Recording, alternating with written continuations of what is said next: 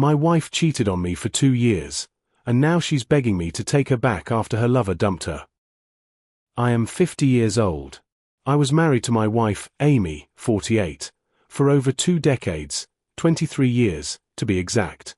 We have 3 children, Rachel, 22, Jake, 19, and Ava, who is almost 18. I'm using fake names for obvious reasons. A week ago, Amy sat me down and confessed that she had been cheating on me with her coworker, Matt, who is 27 years old. She told me the affair had been going on for 2 years, and that she was finally ready to tell me everything and move to the next level with him. All of our children are grown now, and Ava will turn 18 in 2 months, so she decided this was the perfect time to be honest. When she confessed, I was completely destroyed. At least the kids weren't home. They didn't have to see me crying and falling apart. Rachel had already moved out, Jake was away at college, and Ava was at a friend's place that day, so it was just the 2 of us. I think that's exactly why she chose that moment. While I was crying and begging her not to leave, asking her to give our marriage another chance, she tried to comfort me, but told me she couldn't stay in a loveless marriage anymore and didn't want to waste more time. My world turned upside down that day. My first reaction was denial and desperation. Please don't judge me, everything I said came from a moment of weakness. I cried for about half an hour before reality finally hit me and I managed to pull myself together. During that time, Amy kept patting my arm and saying things like, "Everything will be okay, you'll find someone else," talking to me like I was a wounded puppy, not a husband she had betrayed and abandoned after 23 years of marriage. When I finally gathered myself, I stood up and told her to leave the house. I didn't want to see her anymore. She was clearly surprised by how quickly I went from begging her to stay to telling her to get out. Honestly, I surprised myself too, but I meant it. She didn't argue. She silently packed some things into a suitcase she had clearly prepared in advance.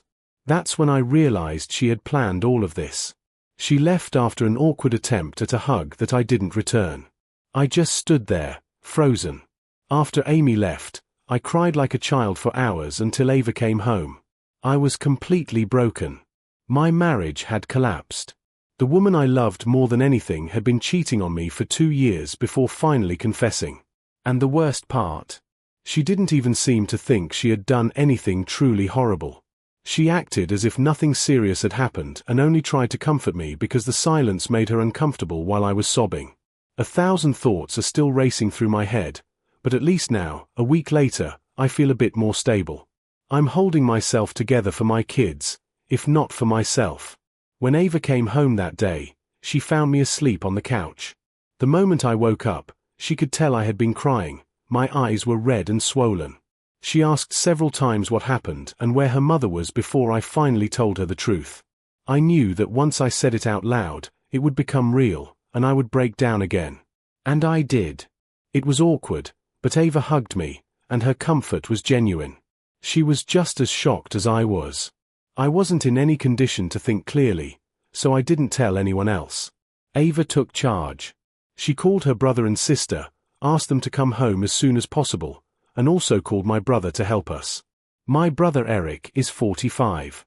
He's single by choice, but is one of the most reliable people I know. And once again, he proved it. He arrived just a few hours after Ava called, even though he lives far away. He understood that I needed time to grieve the end of my marriage and my old life, so he stayed with us for several days to help. A week has passed, and he's still living with us, just like all the kids. We're trying to process everything together, but it still feels like I'm trapped in a nightmare I can't wake up from. I never imagined Amy leaving would hit my mental health this hard. Now I understand why Eric came. I'm completely lost and struggle just to get out of bed in the mornings. So yes, I truly need any help I can get. My kids have been incredibly caring, and I'm endlessly grateful for that. I've already spoken with a lawyer, and we're preparing for the inevitable divorce. I haven't filed yet, I was waiting for Amy to do it herself. Strangely, she hasn't, even though she seemed so sure about her decision. Last night, I finally understood why. Late in the evening, Amy called me. I was shocked. We hadn't spoken since she left, and I had no idea why she would call after almost a week. I answered, and I could immediately hear that she was upset, crying. She asked how the kids were. I told her everyone was home and that my brother was here too, keeping my voice as cold as possible so she wouldn't realize that I still cared.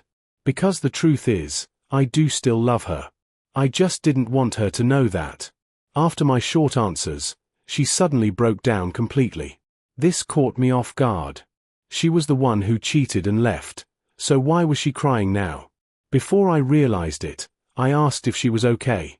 That's when she told me that Matt refused to let her move in with him when she asked on the day she left our home. It turned out he wasn't ready for a serious relationship and had only been having fun with her. He told her directly that he was too young, wanted to enjoy life, and that while Amy looked good for her age, she was almost 50, had 3 children, and wasn't how he imagined his future wife. He said he wanted a family, kids, and a long life with someone he could build that future with, and because of her age, Amy simply didn't fit that picture. In short, even if he wanted something serious, it wouldn't be with her. Now she was having a breakdown because she had nowhere to go. She cried on the phone for about 15 minutes, realizing she had destroyed her own life with her affair. And honestly, I felt satisfied.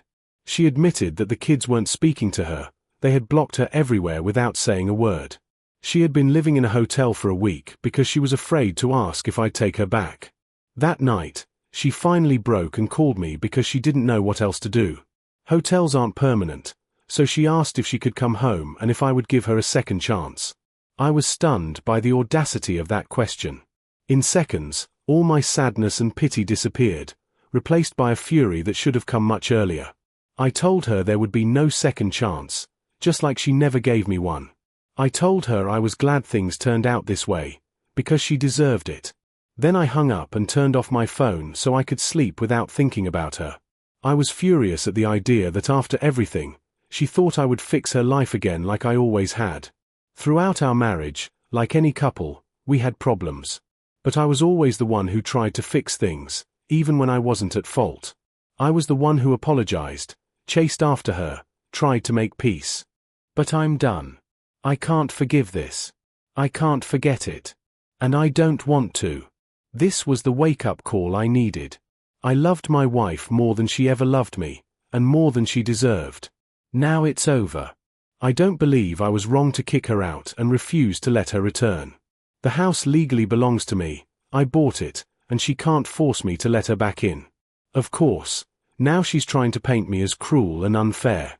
When I turned my phone back on the next morning, I saw several angry messages she had sent after our call. She accused me of being selfish and claimed I turned the kids against her. That's nonsense. Before her confession, I didn't even know they had blocked her. That was their decision, not mine. I honestly don't understand why any of this is supposedly my responsibility. Maybe my anger is speaking, but it's insane to call me selfish just because I refused to give our marriage a second chance after 2 years of cheating.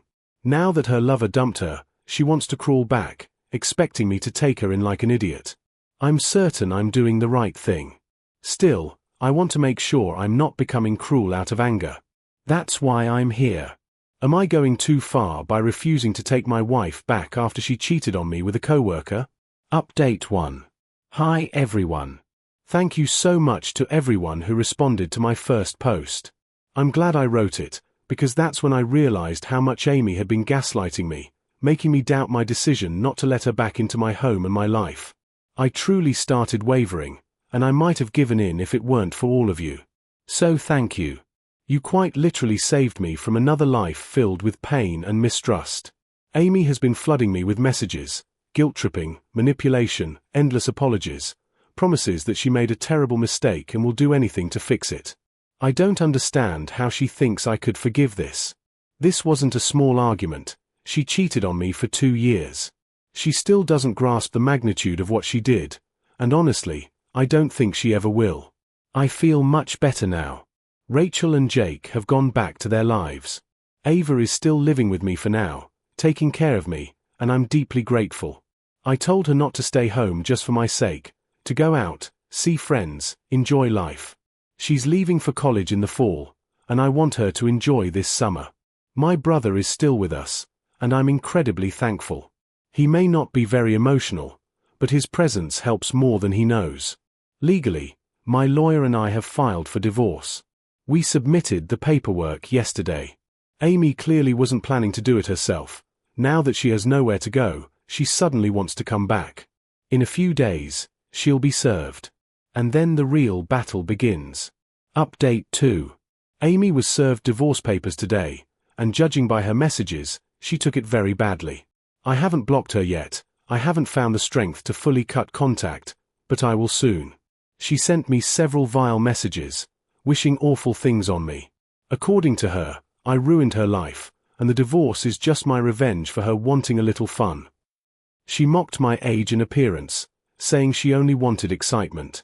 Yes, I'm almost 50. I don't go to the gym anymore, my hair is thinning, that's life. I'm aging naturally.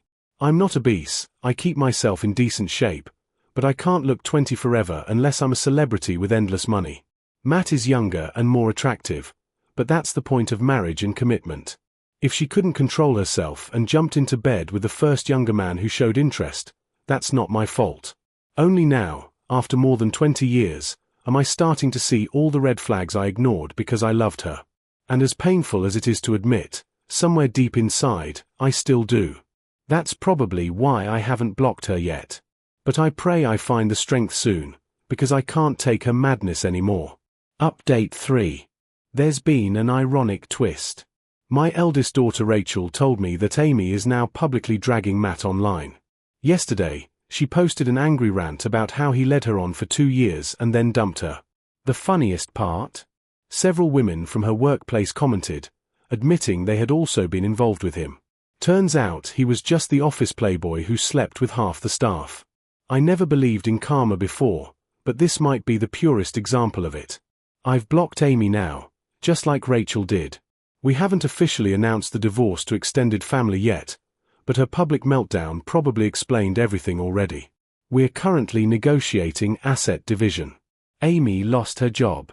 Thanks to her public confession of infidelity, I likely won't have to pay alimony. When I look at her now, I feel nothing. I plan to start therapy soon. I know healing will take time, but I finally feel free. Thanks for listening to this story until the end.